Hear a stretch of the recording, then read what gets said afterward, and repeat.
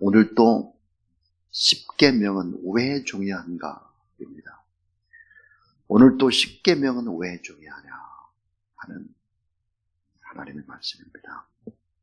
오늘날 많은 사람들은 십계명을 하이테크 시대와 동떨어진 고리타분한 법으로 인식하고 있는 듯 보입니다. 수천 전에 기록된 이 고문서가 치열한 전쟁터와 같은 도시의 현대인들에게 시대적 심리적 괴리감이 있는 것 같다. 법이 무너지는 시대에 십계명이 과연 무슨 의미가 있겠나. 이런 의문들을 가지는 사람들이 늘어가고 있는 것 같습니다. 2015년 7월 26일 온 국민의 눈과 귀가 쏠렸던 법률 하나가 우리나라에서 폐지되고 맙니다. 그것은 바로 간통법입니다. 이 간통법이 만들어진 지 62년 만에 폐지가 되었습니다. 2001년도에는 헌법재판소에서 8대1의 찬성으로 합헌 판결을 받았던 법조항이었습니다. 그런데 불과 14년 만에 7대1의 찬성으로 이번에는 위헌 판정이 내려진 것입니다. 자, 이런 상황 속에서 과연 이 십계명은 오늘 또 중요한가? 이 질문을 우리가 하지 않으면 안 되는 그런 무서운 시대가 되고 말았습니다. 이 십계명은 하나님의 절절한 사랑이 고스란히 담겨져 있는 법입니다.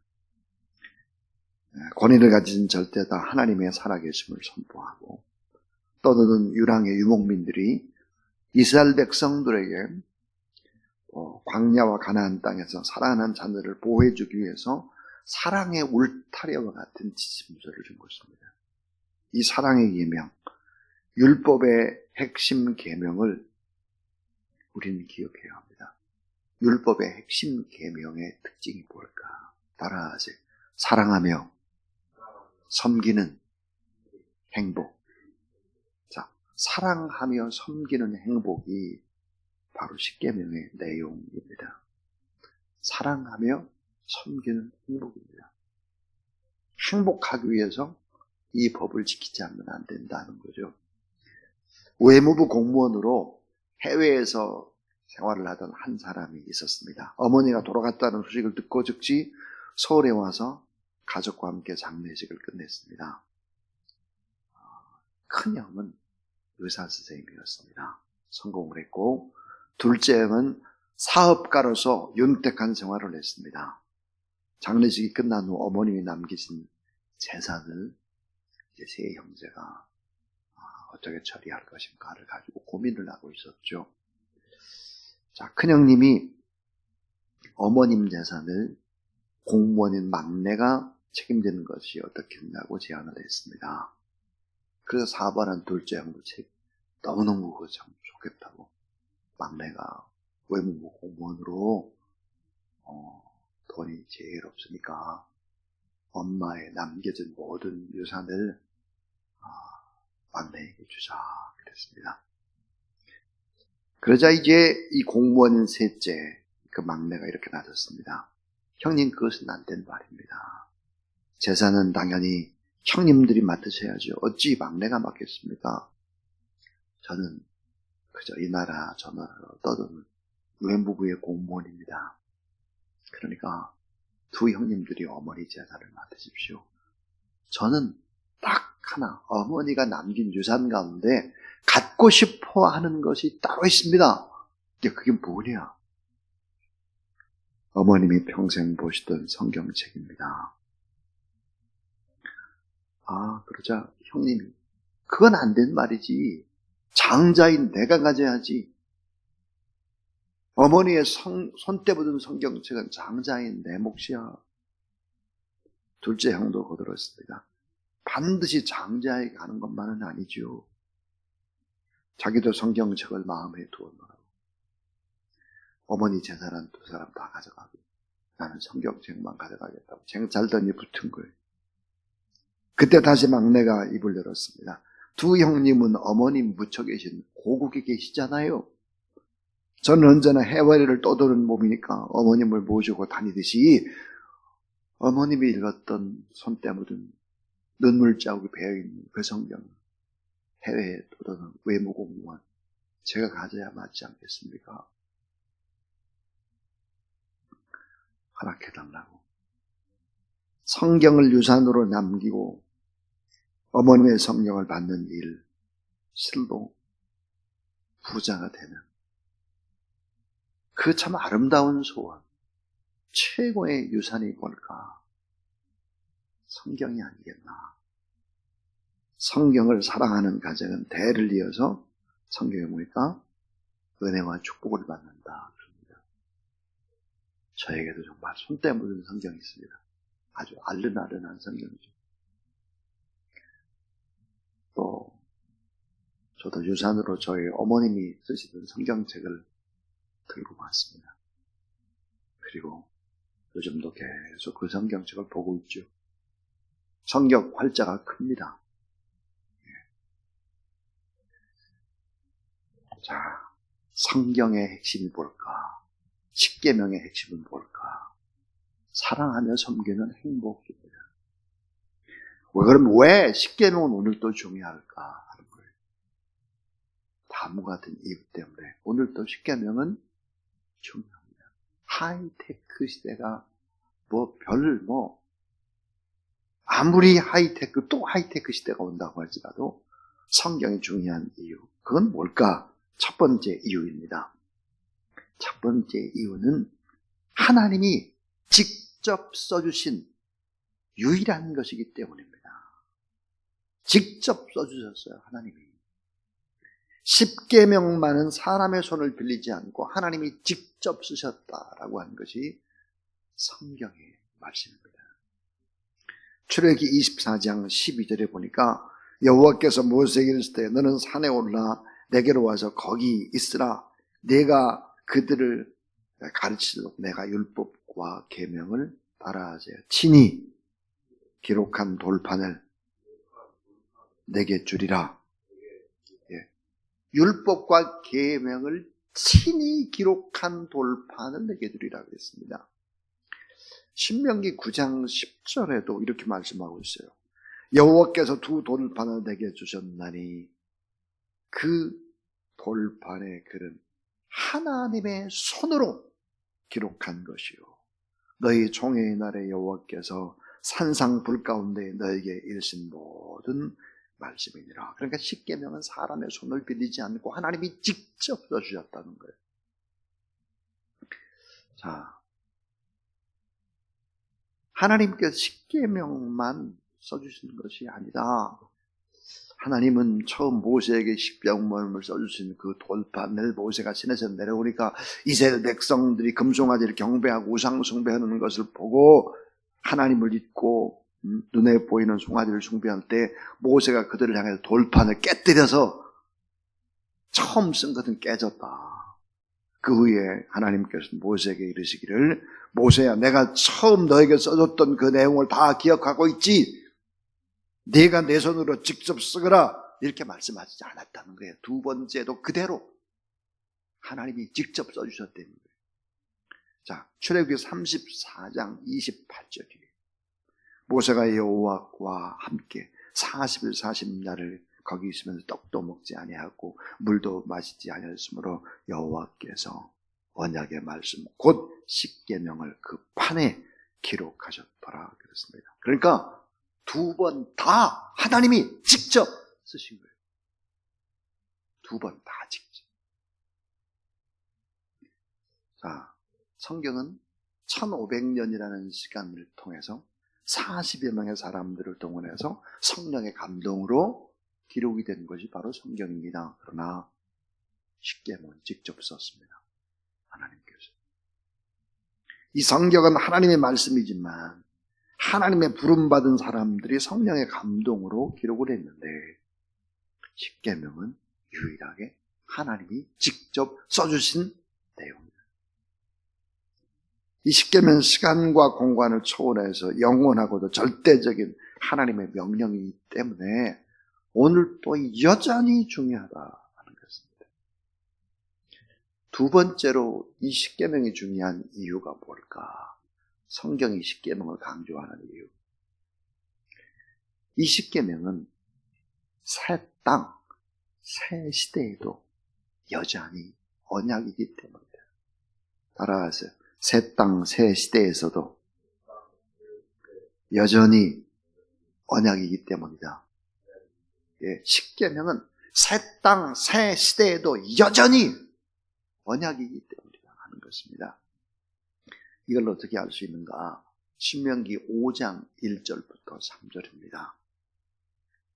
자, 모세가 온 이스라엘을 불러 그들에게 이르되 이스라엘아, 오늘 내가 너희의 귀에 말하는 규례법도 듣고 그것을 배우며 지켜 행하라.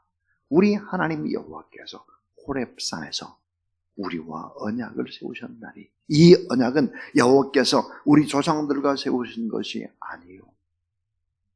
따라하세요. 오늘 여기 살아있는, 그 다음에 곧 우리와 세우신 것이다 그랬어요. 그러니까 호렙산에서 받은 이 십계명 40년이 흘렀어요.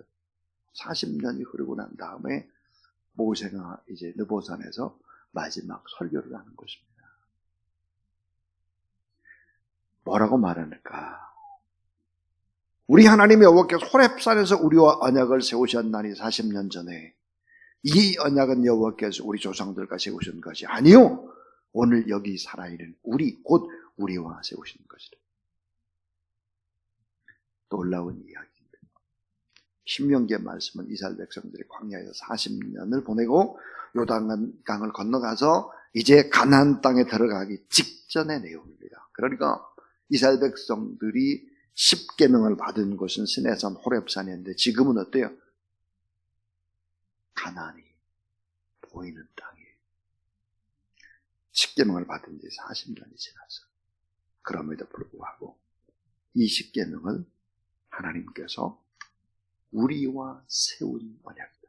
이렇게 얘기를 하고 있습니다. 자, 십계명을 받은 처음 1세대들은 어때요? 죽었어요. 대부분 다 광야에서 다 죽었죠. 지금 있는 사람들은 광야에서 태어난 사람들이므로 40이 되지 않은 2세대죠. 아직도 태어나지 않은 세대에게도 똑같이 동일하게 말씀하십니다. 뭐라고 말씀하느냐? 하나님께서 우리와 세운 언약이다. 우리는 지금 현대를 살아가는 사람들이죠. 우리라는 말에다가 각자의 이름을 넣어서 불러보면 오늘 이 새벽에 나온 우리에게도 딱 맞는 언약입니다. 자, 호렙산에서 언약을 세우셨나니 이 언약은 여호와께서 우리 조상들과 세우신 것이 아니요 오늘 여기 살아있는 여러분의 이름을 넣고 곧 우리와 세우신 것이라. 그러니까 십계명은 뭐야? 시간이 지나면 용도 폐기되는 계명이 아니다. 언제나 현재 진행형이다. 우리 각자를 향하신 하나님의 계명이다. 이 사실을 어떻게 또 증명할 수 있느냐? 십계명을 받고 난 후에 470년이 흘렀습니다. 470년. 어떤 일이 벌어졌을까? 솔로몬 왕이 예루살렘 성전을 건축해서 하나님께 봉헌할 때의 장면을 살펴보면 됩니다. 이 솔로몬은 완공된 예루살렘 성전의 지성소에 하나님의 상징인 언약궤, 즉 법궤를 안치시켰습니다. 그 속에 들어있는 것이 뭘까? 그런데 그것은 양피지에 사람이 기록한 두루마리가 아니었다라고 얘기를 합니다. 그럼 뭘까요? 하나님께서 손으로 직접 써주신 십계명 두 돌판이었다. 그것은 사람의 발상이 아니라 하나님의 명령이었다. 하나님께서는 당신 자신과 당신이 직접 써주신 십계명의 말씀을 동일시하고 있습니다. 그래서 열왕기상 8장 6절부터 9절 말씀을 보니까 이렇게 되어 있어요. 특별히 9절에 그 궤 안에는 두 돌판 외에 아무것도 없으니 이것은 이스라엘 자손이 애굽 땅에서 나온 후 여호와께서 저희와 언약을 맺을 때에 모세가 호렙에서 그 안에 넣은 것이더라 그랬습니다. 그러니까 470년이 흘러도 10여 명의 그 돌판은 결국은 지성소에 안치되고 있다라는 것입니다. 고린도전서 3장 16절에 사도 바울은 이렇게 얘기를 합니다. 너희는 너희가 하나님의 성전인 것과 하나님의 성령이 너희 안에 계시는 것을 알지 못하느냐 그랬습니다. 자, 하나님의 성전이 되려면 뭐예요? 그것은 두 돌판, 이 하나님의 말씀이 있어야 성전이 되는 것이죠. 자, 또 중요한 마지막 세 번째 이야기입니다.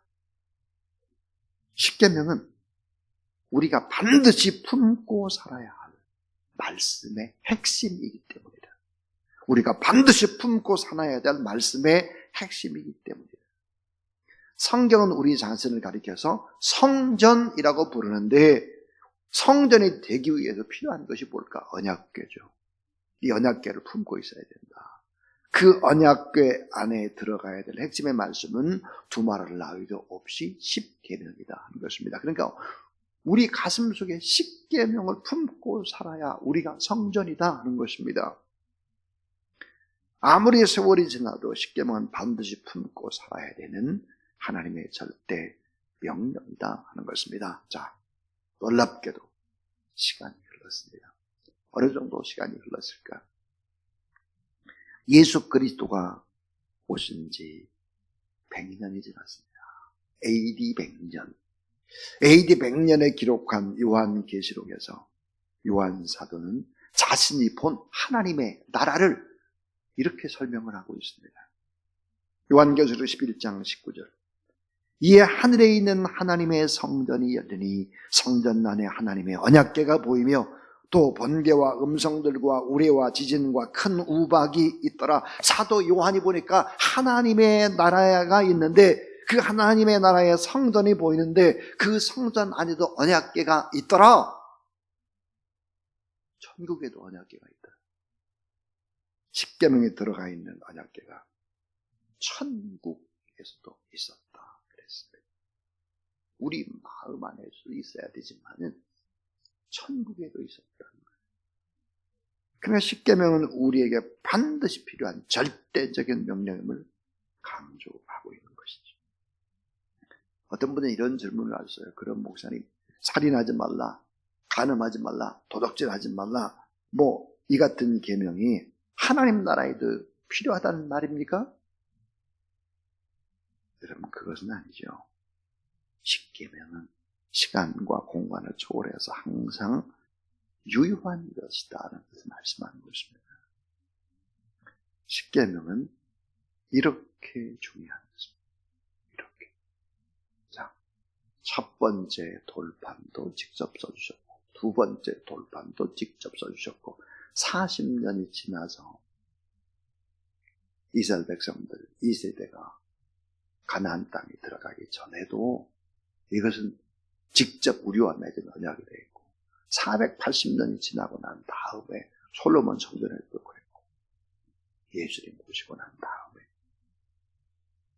AD 100년경에 그때도 그랬고 천국에도 그랬고 우리 가슴에도 이 십계명이 우리 가슴 안에 있어야 한다 하는 거예요. 스펄전은 하나님께서 우리에게 세 가지의 보물을 주셨다고 그랬어요. 그 세 가지 보물이 뭘까? 하나는 성경의 핵심이 요약이 되는 사도신경이 보물이다. 그리고 또 하나는 주기도문이다. 주님이 직접 우리에게 가르쳐준 기도. 둘째 보물이 바로 주기도문이다. 셋째 보물은 십계명이다. 그랬습니다. 여러분, 왜 이렇게 십계명이 중요하고 또 보물이 될까 하는 얘기를 했습니다. 십계명은 사람의 손을 빌리지 않고 하나님이 직접 써주신 유일한 말씀입니다.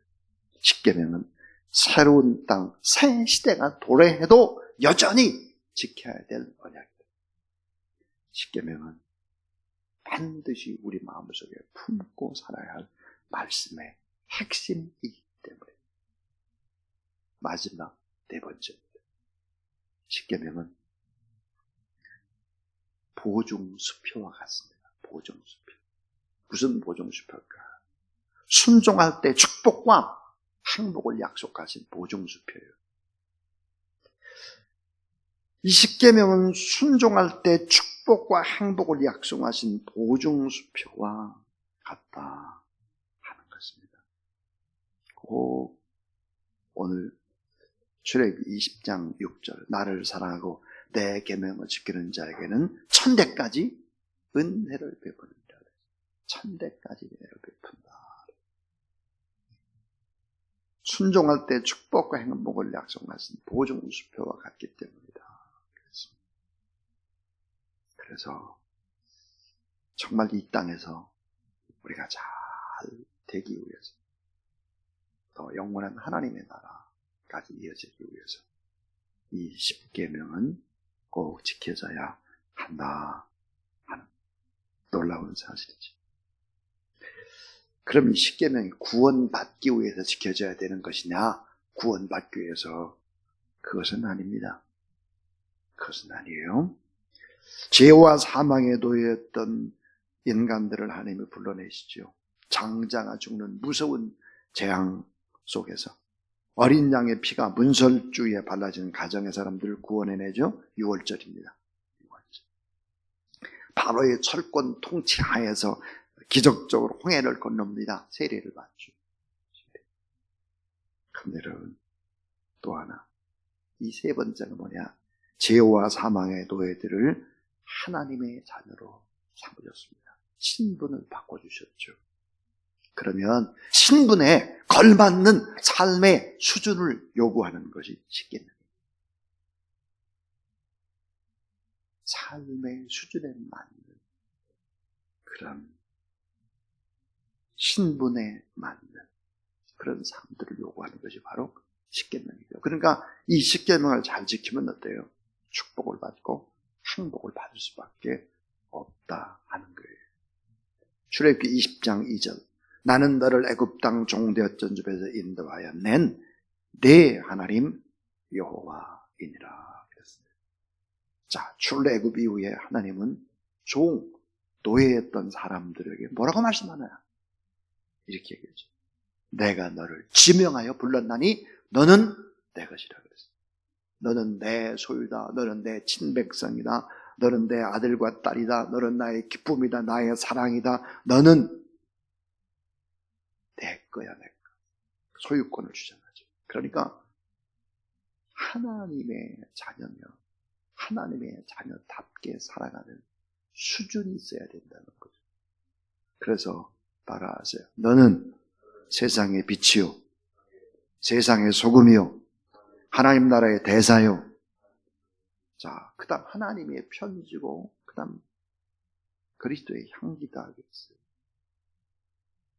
십계명은 하나님의 백성들이 지켜야 되는 신앙적 도덕적인 표준의 십계명은 하나님 나라의 법으로 주시는 것이다. 그러니까 구원받은 자는 뭐예요? 감사함으로 지켜야 되는 거예요. 이거 안 지키면 벌 받는 게 아니라 감사함으로 지켜내야 합니다.